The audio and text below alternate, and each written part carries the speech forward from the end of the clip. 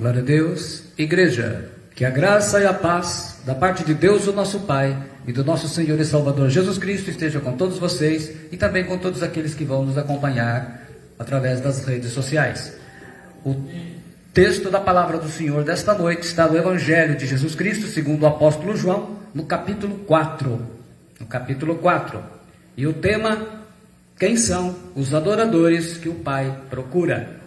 Enquanto os irmãos estão procurando o texto da Bíblia, convido você a se inscrever no nosso canal no YouTube, acionar o sininho de notificações, deixar o seu like e compartilhar a mensagem.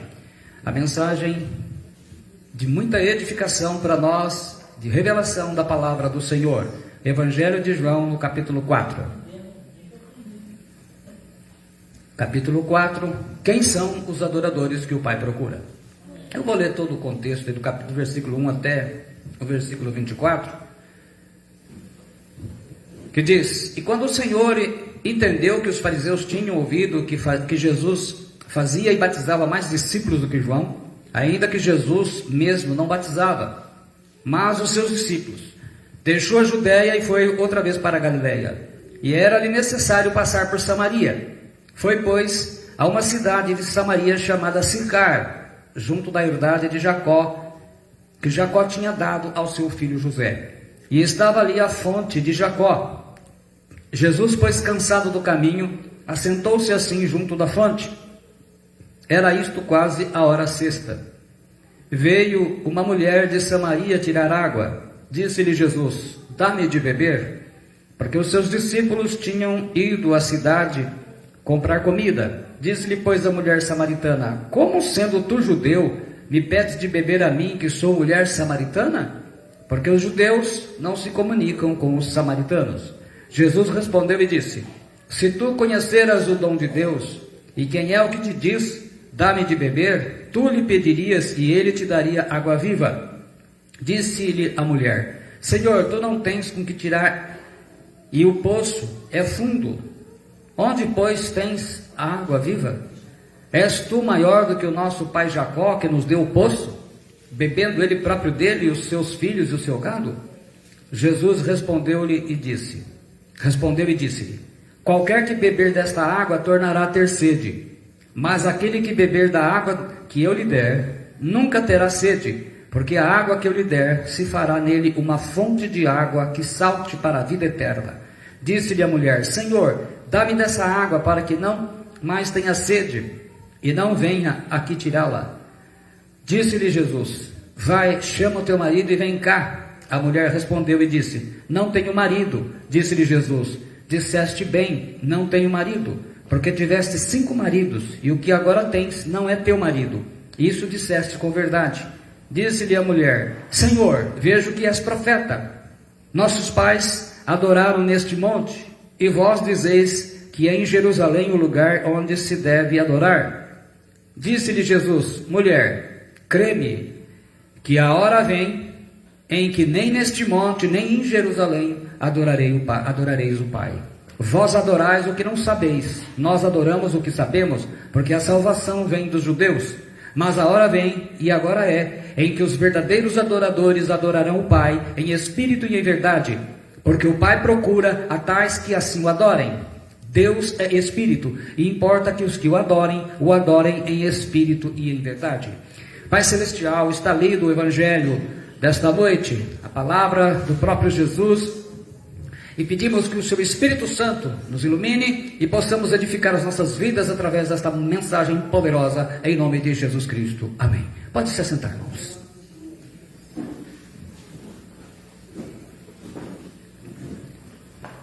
Hoje você vai descobrir por que os samaritanos e os judeus não se davam, e não se dão até hoje. Veja bem, o quadro, a gente citou o texto para pegar a palavra dentro do seu contexto. Então Jesus, ele passa lá em Samaria, e acontece um quadro interessante. Primeiro que judeu e samaritano não conversavam. Pior é que conversar com uma mulher samaritana, pior ainda. Mas isso não era o pior de tudo. Quando Jesus começa a conversar com ela, ele fala da água da vida e manda vir o marido dela. E ela fala que não tinha marido. E ele diz: você tem razão, porque já é o 5º marido. Quer dizer, na verdade, casou, divorciou, casou, divorciou, casou, divorciou. Parece moderno hoje, né? Mas era daquela época mesmo. Então ele diz: o que você tem não é seu marido. De fato, não era, né? O marido era o primeiro. Então ela muda de assunto, né? Por quê? O João aqui, diferentemente dos outros evangelhos, ele narra as coisas pelo horário romano e não pelo horário hebraico. Então o que acontece? Era meio-dia, as mulheres buscavam água ou de manhã bem cedinho ou no finalzinho da tarde, por causa do sol. Esta mulher, com 5 casamentos, naquela época, ela era muito falada. Então ela evitava o contato público. Então ela vai meio-dia, um horário que o sol está bem quente, que ela sabia que ninguém estaria lá. Só que ela encontra Jesus. E a gente vê interessante, um rabi hebreu jamais falaria com uma mulher falada, ainda mais de Samaria. Agora Jesus era mais do que um rabi, né? Era o Salvador. Ele veio para acolher os pecadores. E ali tinha uma pecadora de marca maior. Então ele se aproxima. E a gente vê aqui que ela muda de assunto, né? Quando ela viu que eles pôs o problema, vai falar mais ainda. Então é melhor mudar de assunto, porque senão vai vir mais revelação ainda. Muda o assunto e ela questiona aquilo que era a grande luta ou disputa entre samaritanos e judeus na cabeça deles, né, dos samaritanos. E ela coloca, então, nossos pais adoraram nesse monte. Então falando dos ancestrais dos samaritanos. E vós dizeis que é em Jerusalém o lugar onde deve andar. Então, vendo quem era Jesus, percebendo quem era, ela queria saber dele. Aí ela fala, disse-lhe Jesus: mulher, crê-me que vem a hora em que nem nesse monte e nem em Jerusalém adorarei o Pai. E vós adorais o que não sabeis. Nós vamos comentar tudo isso. Então, mas para a gente entender isto, para a gente entender quem são os adoradores que o Pai procura, eu preciso voltar lá atrás. Como eu sempre digo, e tenho dito isso muito, a gente, para entender o Novo Testamento, tem que entender o Antigo. Senão não adianta, vai ficar criando heresia e pregando um monte de bobagem. Então eu vou explicar para vocês quem são os samaritanos, como começou no linguajar popular hoje seria treta, né? Como que começou toda essa confusão, essa animosidade, para chegar nesse pé e dizer por que é que Jesus responde dessa forma. E o que é que ele quis dizer com isso? Para a gente poder entender quem são os adoradores que o Pai procura, que o adorem em espírito e em verdade. Senão não há condição de haver um bom entendimento e vai ficar entendendo nada. Então vamos lá. Os samaritanos, ou os habitantes de Samaria, Shomerone em hebraico, Samaria era um posto de vigia, porque a capital, Samaria, ela foi construída em cima de um morro. E o Reino do Norte, você já deve ter lido, quem já leu o Antigo Testamento veio falar do Reino do Norte e o Reino do Sul. O Reino do Norte, quando dividiu, depois que Salomão fez aquela grande atitude de adorar os principados lá, Astarote, Baal, Deus então puniu e disse que ia dividir. E dividiu. Então ficou as 10 tribos de Israel no norte e as 2 chamadas Judá no sul. E aí o que acontece? Quando, infelizmente, Israel sempre viveu, ainda que recebeu toda essa revelação, a presença de Deus, ele vivia sempre titubeando entre Deus e os ídolos. Aí o que acontece? O império, ele era castigado, e o império assírio, em 722, ele chama Samaria e outras cidades importantes e acaba dominando essas cidades. Então, muitos hebreus foram deixados e eles se misturaram com os povos assírios que estavam naquela terra. Então Samaria ficou hebreus e recebeu muitos outros povos do império assírio. A população mista resultante desse cruzamento foi chamada de samaritano. Assim, os samaritanos, eles não eram um povo judeu puro, nem a adoração era pura, porque depois eles vão mesclar e eu vou explicar isso. Aliás, nem os samaritanos se consideram um povo judeu, mas eles se consideram descendentes das duas tribos, né, de Israel, Manassés e Efraim. Os samaritanos, então, eles são uma etnia mista, né? Um centro pagão de adoração, mas eles são mesclados, são uma mistura de diversos povos, judeus com outros povos pagãos. É mais ou menos que nem o brasileiro, né? O brasileiro é uma mistura, né?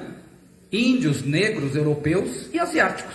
Então, por isso que nós temos na família muitas características dessas diversidades. Os samaritanos assim também. Nos tempos interbíblicos, os samaritanos eles construíram um templo de adoração. Eles só aceitavam o Pentateuco, né, que é de Gênesis até Deuteronômio, e acreditando que os verdadeiros judeus, lá do Monte Gerizim, o famoso Monte da Bênção, que está lá descrito em Deuteronômio 11, capítulo 27, que foi cenário das grandes bênçãos, se guardassem a aliança. Tanto que o próprio Pentateuco deles, a versão deles, tem uma versão própria do Pentateuco, chamado Targum aramaico, né? E eles constroem um templo lá, um templo no Monte Gerizim, nesse monte. E eles criaram também a própria versão da história de Israel. Aonde começa o problema? Lá em 2 Reis, no capítulo 17, quem lê ele todinho vai ver lá. O que acontece? A gente aprende que os samaritanos, eles construíram 2 bezerros como ídolos. O ser humano sempre, depois da queda, o ser humano tem tendência de precisar de imagem.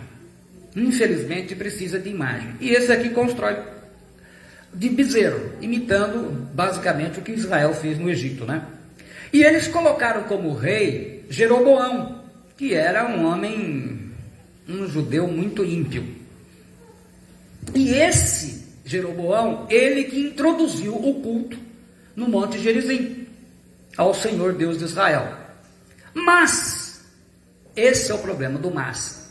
Além de adorar o Deus de Israel, ele imitou quem? Ancestral de Salomão, né?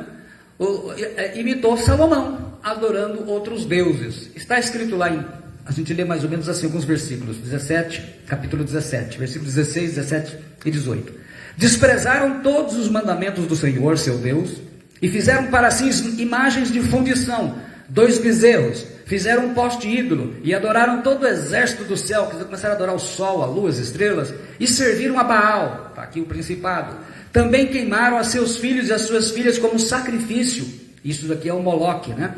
Deram-se à prática de adivinhações e criam em agouros, e venderam-se para fazer o que era mal perante o Senhor, para o provocarem a ira. Pelo que o Senhor muito se indignou contra Israel e o afastou da sua presença, e nada mais ficou senão a tribo de Judá. Depois, versículos 21, 29 e 32. Pois quando ele rasgou a Israel da casa de Davi, e eles fizeram rei a Jeroboão, filho de Nebate, Jeroboão apartou a Israel de seguir o Senhor, e o fez cometer grande pecado. Porém, cada nação fez ainda os seus próprios deuses nas cidades em que habitava, e os puseram no santuário dos altos que os samaritanos tinham feito. Mas temiam também ao Senhor. Dentre os do povo, constituíram sacerdotes nos lugares altos, os quais oficiavam a favor deles no santuário dos altos.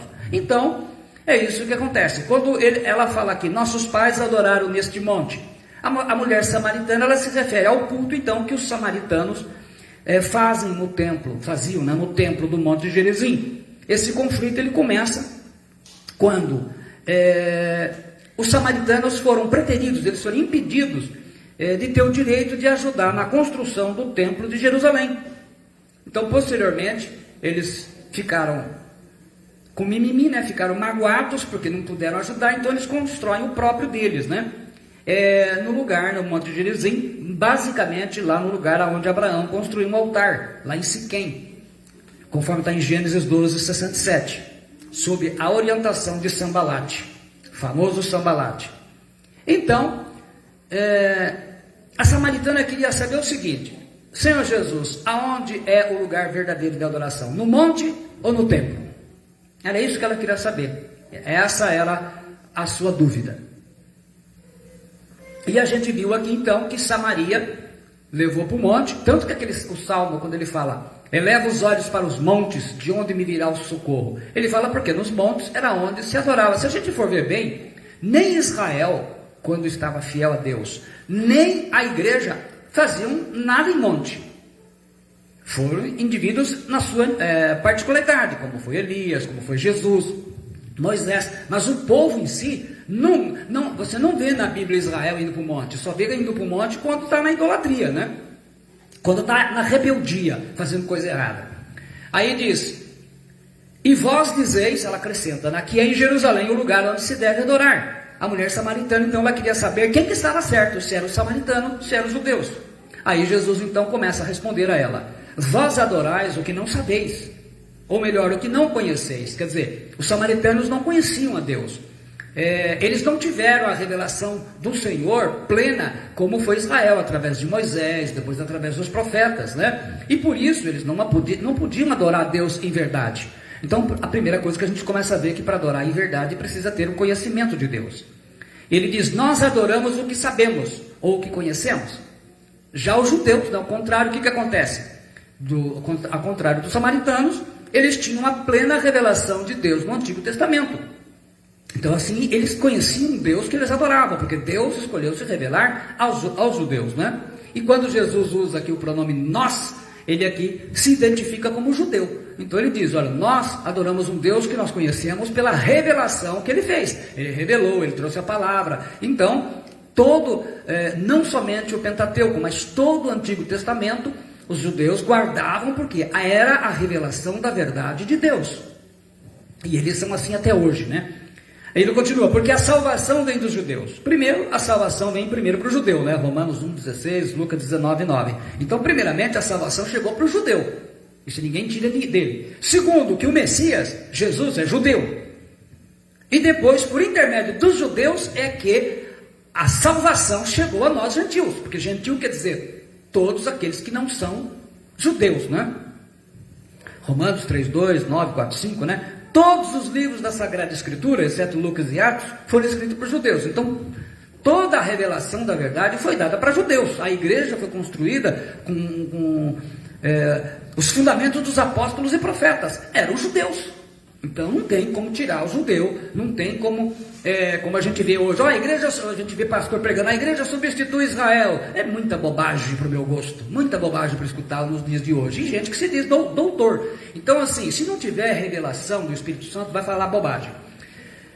Pois, não me envergonho, Paulo diz, do Evangelho, porque é o poder de Deus para a salvação de todo aquele que crê. Primeiro, do judeu e também do grego. Então, ele coloca, porque o Evangelho chegou primeiro a ele. Hoje está conosco. Mas, Israel rejeita o Evangelho, rejeita Jesus. E na grande tribulação, isso vai ser colocado no prumo. E Jesus continua: mas vem a hora vem e agora é. Jesus se refere ao quê? A morte na cruz, a ressurreição e a ascensão aos céus, depois da redenção. Então ele diz: chegou a hora, agora é, que isso ia mudar, em que os verdadeiros adoradores adorarão o Pai. Jesus explica o que é aqui, que ele vindo, e como ele veio, né, como Salvador do mundo, os adoradores agora eles vão ser identificados, não porque eles têm um santuário, um local onde se reúnam, no monte, no templo, na casa, mas que os verdadeiros adoradores adorarão o Pai por seu serviço de culto, por meio de Jesus Cristo. Então agora mudou o negócio. Então não é mais o que a gente vê: nós vamos no templo de Salomão lá em São Paulo. Gente, isso é bobagem, não é na casa, não é isso mais que identifica os adoradores. Aí ele fala: adorarão o Pai em espírito. Os samaritanos adoravam no Monte Gerizim, os judeus adoravam no templo de Salomão, e depois no templo de Herodes, no templo de Jesus. Com a vinda de Cristo, como que se identifica verdadeiro e falso? Não por local mais. Então Jesus está dizendo: vocês estão errados, estão no monte.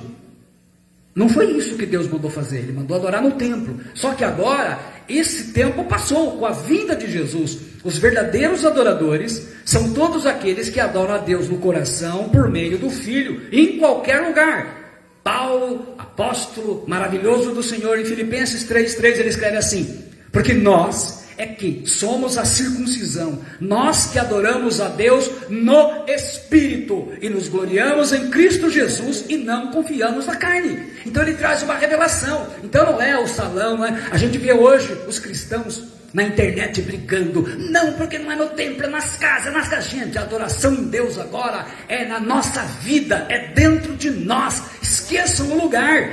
Tem gente que nem vai em templo, tem cristão que não vai em templo. Não, vocês estão errados. Não, nós estamos errados, vocês estão errados, porque os verdadeiros adoradores que o Pai procura adoram com a vida. Mas vamos lá que eu não terminei ainda, né? Aí ele fala, e em verdade, agora somente com a revelação da palavra é que os judeus guardavam. Então, ele coloca em espírito, então ele tira local. Agora, a questão é verdade, e isso que é sério. Jesus diz assim no Evangelho de João 16:13: quando vier, porém, o Espírito da verdade, ele vos guiará a toda a verdade, porque não falará por si mesmo, mas dirá tudo o que tiver ouvido e vos anunciará as coisas que hão de vir. Porque o Pai procura. A palavra zeiteu, o verbo aqui, procurar, quer dizer, requerir, é exigir algo de alguém. Ele vem pelo hebraico procurar para adorar. Então, esta palavra literalmente quer dizer, aqueles que o Pai exige adoração, exige que venham fazer a adoração. Ele fala o verbo aqui, procura, né? O presente do indicativo. Ele serve tanto para dizer uma ação que está acontecendo no momento daquele que fala, no caso aqui Jesus, como também de um evento próximo. E Jesus estava dizendo isso, que depois que ele consumasse a obra da redenção, quer dizer, quando ele se assentasse no trono, porque ele veio, ele morreu na cruz, ele ressuscita ao terceiro dia, a obra ainda não está terminada. O que ele faz? Ele tem que ascender aos céus. Quando ele ascende aos céus e ele se assenta à direita do Pai, aí ele completa a obra da redenção. Então, o Espírito Santo vem, Atos 2, e ele começa a igreja, porque até ali tem um monte de gente, todo mundo morrendo de medo. O Espírito Santo vem à igreja, agora está inaugurada uma nova era de adoração. Aonde que eles estavam? Num cenáculo, eles estavam num quarto, num salãozão. Depois eles vão para o templo, em todos os lugares. Não era mais o local. A igreja de nossos dias, os tais adoradores, os tais pregadores, não entenderam que a adoração ao Pai agora não se refere a local. Não tem templo sagrado de Salomão, não tem casa não sei de quem, não tem monte. Nós temos gente buscando nos montes, fazendo um monte de barbaridade. Isso não é adoração a Deus. Calma que não falei nem metade. Como que o Pai está procurando os adoradores? A exigência do Pai, Filho e Espírito Santo, Deus Pai é a primeira pessoa, ele estabeleceu um padrão. Hoje os homens fazem o quê? Pinta a igreja de preto, leva a arca da aliança, faz no girda. Não é nada disso. Olha o que ele diz em Romanos 8, 28, 29. E sabemos que todas as coisas contribuem juntamente para o bem daqueles que amam a Deus, daqueles que são chamados segundo o seu propósito. Porque o que dantes conheceu também os predestinou, para serem conformes à imagem de seu Filho, a fim de que ele seja o primogênito entre muitos irmãos. Então, o padrão de Deus de adoradores são os filhos de Deus sendo transformados à imagem de Jesus. O que ele quer? Pessoas em que ele habite e que viva e que o obedeça. O padrão, a exigência do Pai, agora não é local. São pessoas transformadas, que vão sendo cada vez mais. E ele fala, as tais que assim o adorem. Os verdadeiros adoradores do Pai são também o seu propósito eterno. Uma família de muitos filhos semelhantes a Jesus, conforme a imagem de Jesus Cristo. Porque é isso que vai ser lá no céu, na Nova Jerusalém. É assim que será. Então, agora começou para terminar lá. Então, o verdadeiro adorador de Deus, ele tem que ter 4 coisas em mente. Primeiro, tem que saber quem é Deus. Então, quando ele descobrir quem é Deus, ele vai parar de chamar Deus de você. Segundo, ele tem que adorar a Deus como um filho de Deus, nascido de novo, e que está sendo transformado à imagem de Jesus. Isto é, ele está se parecendo com Jesus. Terceiro, o motivo pelo qual adoramos a Jesus, como Deus exige. Qual que é? É a redenção em Cristo Jesus. É por isso que nós o glorificamos. E o quarto, obedecer a Deus numa vida que procura seguir a paz e a santificação, sem a qual ninguém verá o Senhor. Então não é necessário aqui, antes da gente entrar no tema, porque a gente vai explicar o que é adoração, trenzinho de Jesus, falso templo de Salomão, catedral, casa, não é necessário nada disso. Aí ele fala, Deus é Espírito. Deus já existia antes da criação do universo. Quando o universo antes do universo ser criado, não tinha nem tempo, nem matéria, nem energia. Portanto, não se contava tempo. Então Deus, ele veio e criou todas as coisas, através do átomo. Então Deus é um ser espiritual. Ele não está sujeito à matéria da criação. Por isso que ele é invisível. Deus não é feito de matéria física, não tem corpo material.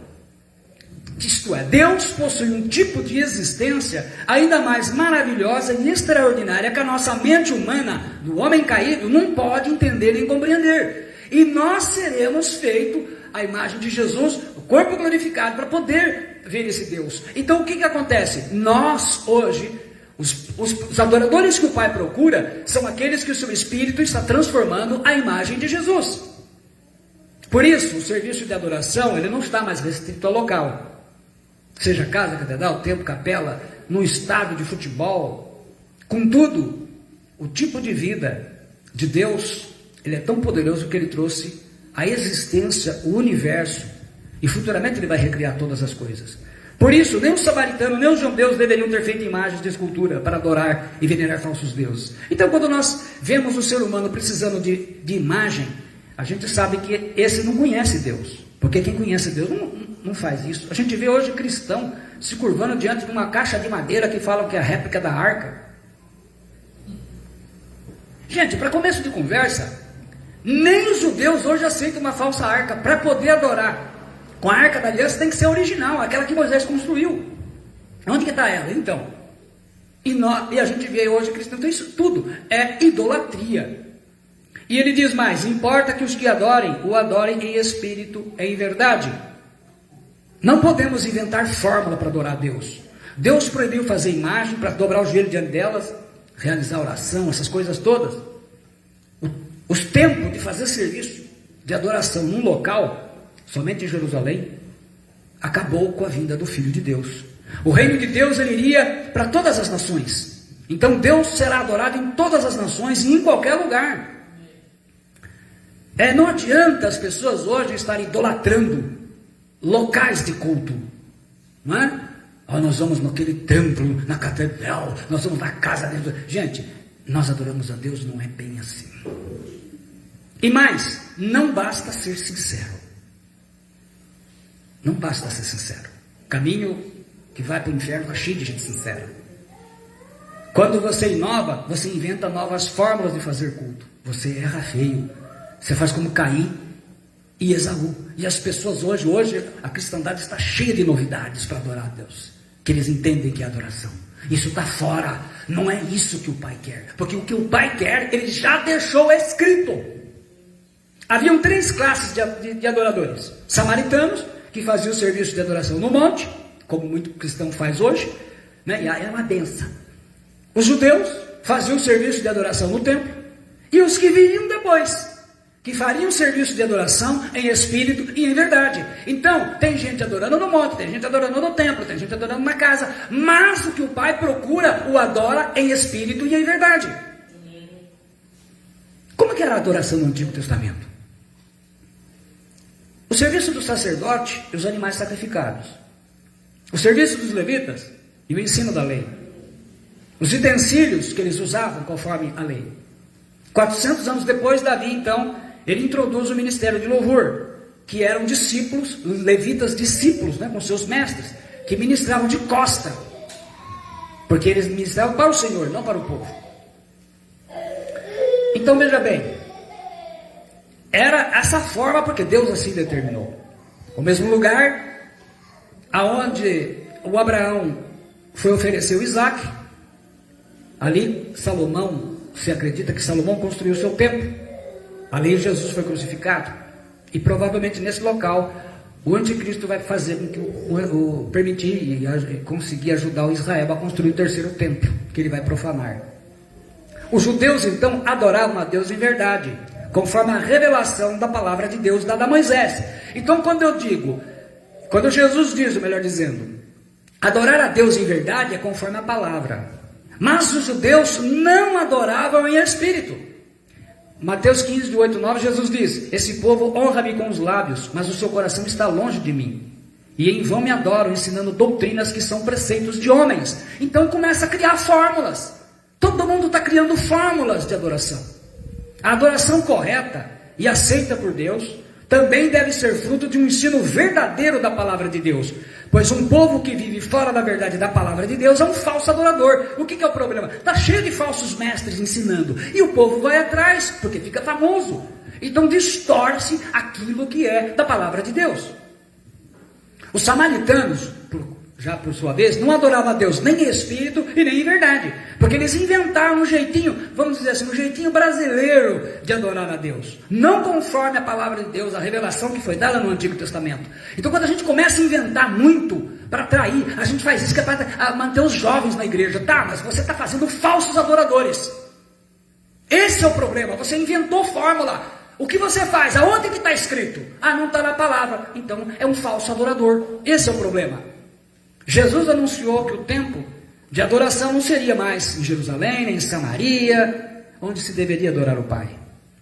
Hoje, um cristão pode adorar o Pai em espírito, mas se a sua adoração não for de acordo com a revelação da palavra de Deus, e como é que vai ser se o povo não gosta de estudar a Bíblia? Então vai ser em espírito, mas não em verdade. Tem metade, o Pai não quer coisa por metade. Ele quer adorador que o adore em espírito e em verdade. Os únicos documentos mostrando a forma de adoração para os cristãos são as epístolas dos apóstolos, que contém o Didaquei e contém o Querigma, e Atos dos Apóstolos.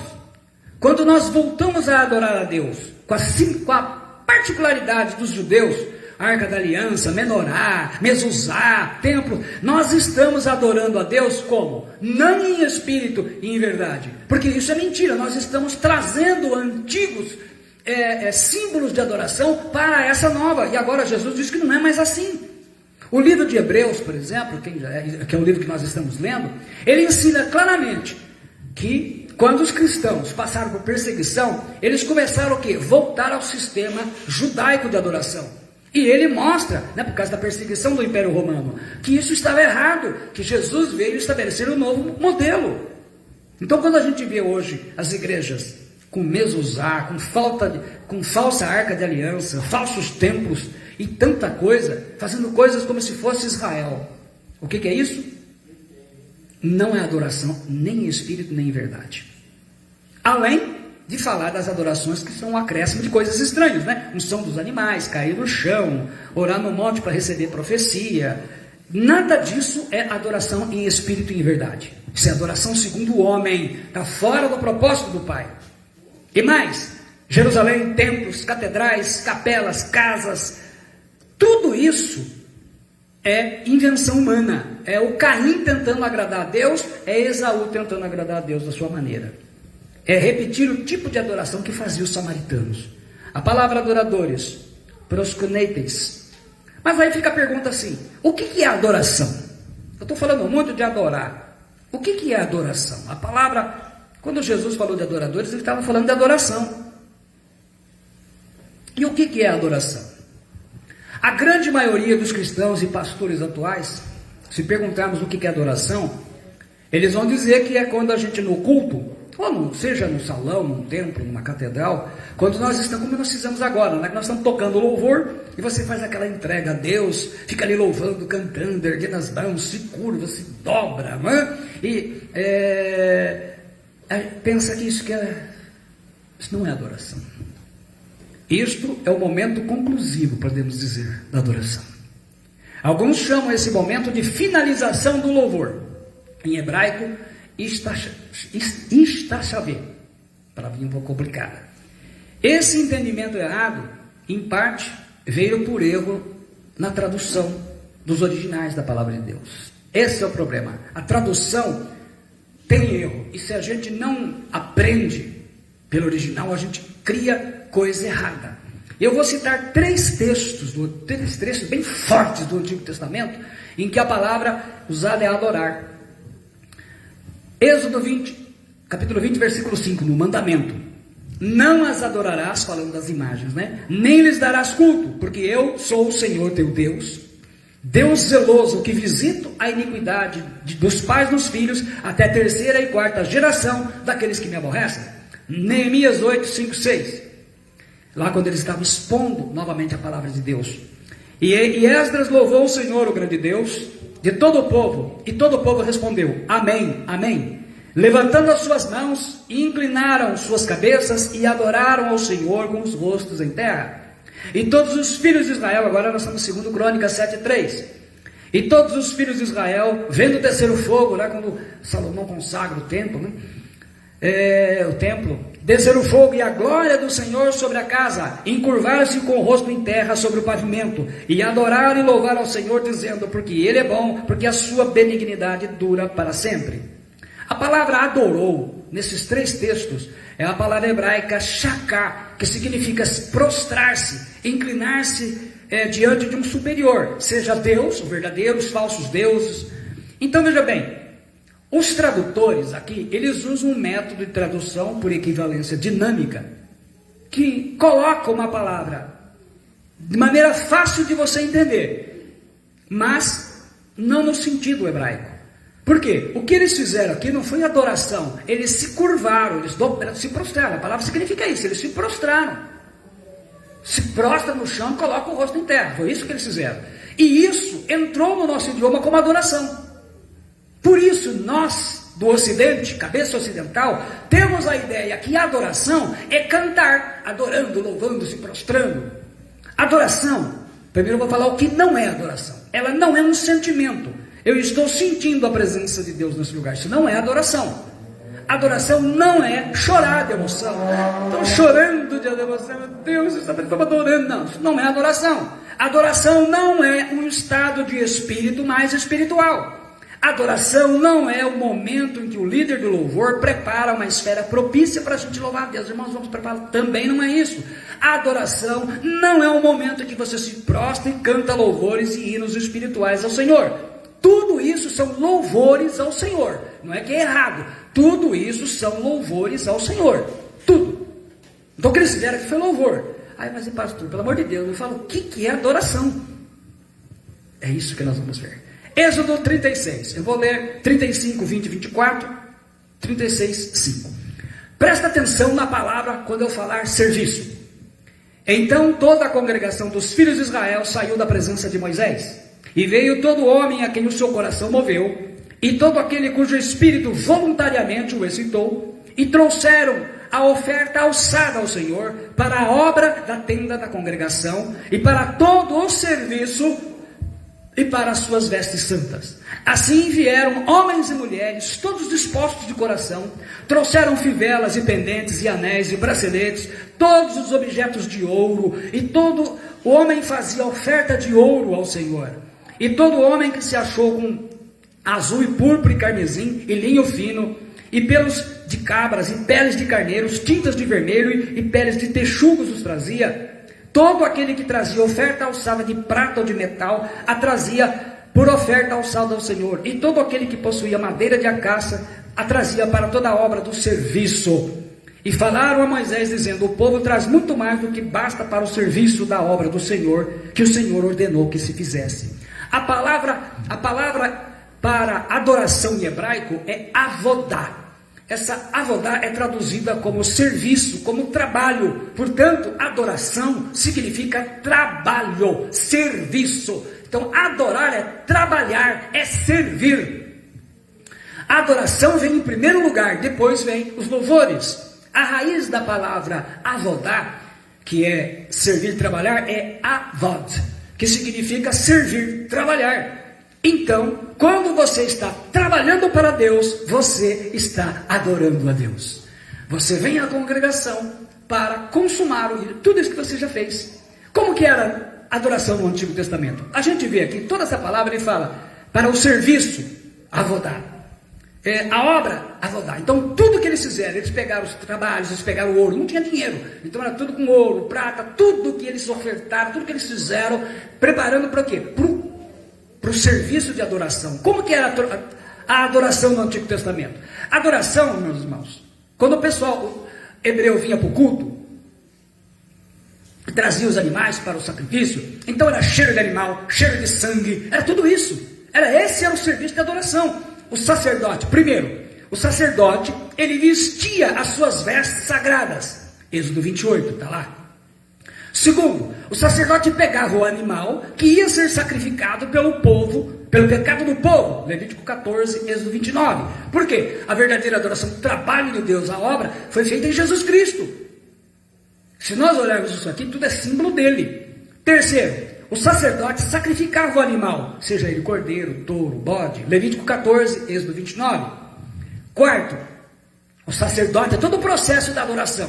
O sacerdote pegava o animal sacrificado, ele cortava, o pescoço, sangrava, e levava até o altar do holocausto. Êxodo 27, aonde ele será queimado. Então, toda a obra, o serviço de adoração, tinha essa parte, sacrificava, derramava o sangue e depois queimava. Quinto, o sacerdote pegava o animal oferecido e ia até a bacia de bronze, que era uma espécie de pia, e lavava as suas mãos. Êxodo 30. Sexto, o sacerdote pegava o sangue do animal sacrificado e entrava no santo lugar. Êxodo 26, do 31 ao 37. Sétimo, o sacerdote, uma vez por ano, entrava no Santo dos Santos, Êxodo 26, para aspergir sobre a arca da aliança, a verdadeira, não essa coisa feia que a gente tem visto aqui no Brasil, o sangue daquele animal sacrificado. Levítico 9. Isso era adoração. Então, todo o trabalho que era feito entre o povo e entre os sacerdotes está lá. Mas aí Deus acrescenta mais um elemento interessante aqui. Êxodo 30. Ele diz assim, versículos 12 a 16. Quando fizeres recenseamento dos filhos de Israel, cada um deles dará ao Senhor o resgate de si próprio, quando os contares, para que não haja entre eles praga nenhuma, quando os arrolares. Todo aquele que passar ao arrolamento, dará isto, metade de um ciclo, segundo o ciclo do santuário, isto é, 20 geras. A metade de um ciclo é a oferta ao Senhor. Qualquer que entrar no arrolamento de 20 anos para cima, dará a oferta ao Senhor. O rico não dará mais de meio ciclo, nem o pobre menos, quando derem a oferta ao Senhor para fazer expiação pela vossa alma. Tomarás o dinheiro das expiações dos filhos de Israel e darás ao serviço da tenda da congregação. Serviço da tenda da congregação, literalmente, a adoração da tenda da congregação. E será para a memória aos filhos de Israel diante do Senhor, para fazer a expiação pela vossa alma. Então, recenseamento aí, é uma divisão do exército, da companhia. A palavra hebraica é uma expressão idiomática própria hebraica, que ela significa o quê? A quantia completa de alguma coisa. Então, estão fazendo um recenseamento, um alistamento militar. Arrolamento, a palavra pacad, passar em revista, é o serviço militar. E ele diz aí então, serviço, avodá, é o avodá novamente. Serviço, adoração. Então, todo o serviço, a palavra adoração é isso, todo o serviço que era feito no tabernáculo, depois posteriormente passou para o templo. Ciclo, a palavra shekel, eles pesavam 11,424 gramas, então meio ciclo dava aí um pouco mais de 5 gramas, certo? A palavra dinheiro aí, também o tradutor usou um método de tradução por equivalência dinâmica, para facilitar para os leitores entender, porque não tinha dinheiro naquela época. A palavra kesef quer dizer, nesse caso aqui era metal, era prata, assim como Abraão, quando ele vai comprar a cavela de Macpela para enterrar Sara, e aonde ele seria enterrado posteriormente, lá em Gênesis 23, 14, 16, a gente vê que ele manda pesar a prata para pagamento. Então eles usavam os metais para pagar, prata e ouro, correto? Êxodo foi escrito em 1512 a.C. O dinheiro, segundo o historiador grego Heródoto, foi Creso, rei da Lídia, atual Turquia, quem cunhou as primeiras moedas entre os anos 640 e 630, mais ou menos lá por volta de Malaquias, O dinheiro em moeda, ele surgiu muito mais, então, mais de 870 anos. Então, esses versículos, ele diz o seguinte para nós, para a gente poder simplificar agora e resumir toda a história. Primeiro, versículo 12, ele fala assim: quando fizeres recenseamento dos filhos de Israel, cada um dará ao Senhor o resgate de si próprio. O ciclo de prata, ele era usado então como pagamento nesses tempos, uma espécie de dinheiro da época. Era uma taxa para se recensear, quer dizer, recenseava para manter, fazer o serviço militar, vamos dizer, da época, né? Era um memorial, era um lembrete, para lembrar da aliança feita, a aliança mosaica, a aliança que Deus fez com Moisés. Então aqui Deus promete libertar o povo da praga quando os homens foram contados, eles tinham que ser contados a partir dos 20 anos, né? Depois ele diz: todo aquele que passar ao arrolamento dará isso, metade de um ciclo. Então ele estabelece isso, né, como ciclo. Fazendo isso em dólar, ele daria 23 centavos de dólar. O que daria hoje, o dólar a 5,24, daria R$1,21.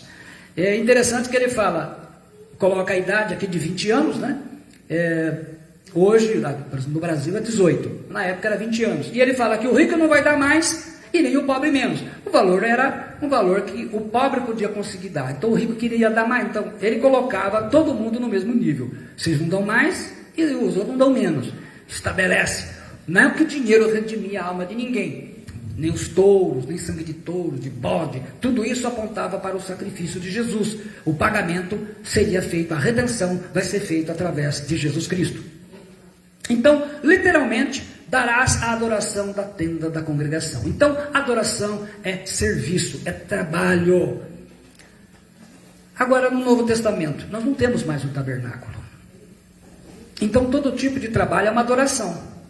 O médico, a enfermeira, o engenheiro, o fisioterapeuta, costureiro, o contador, a empregada doméstica, a babá, a faxineiro, o pedreiro, o motorista, o mecânico, o gari, o digitador, a cabeleireira, o mototáxi, o Uber, o caminhoneiro, a manicure, o vendedor.